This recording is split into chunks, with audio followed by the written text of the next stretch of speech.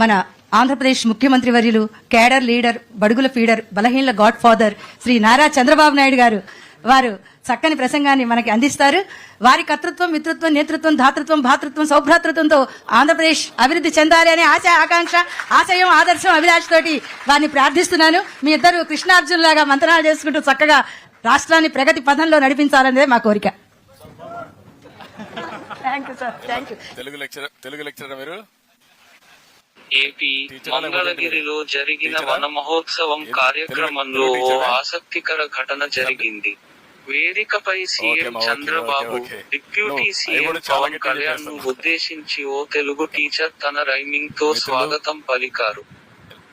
దీనికి CM, deputy CM తో పాటు వేదికపై ఉన్నవారందరూ పగలబడి నవ్వారు. ఇందుకు సంబంధించిన వీడియో సోషల్ మీడియాలో వైరల్ గా మారింది.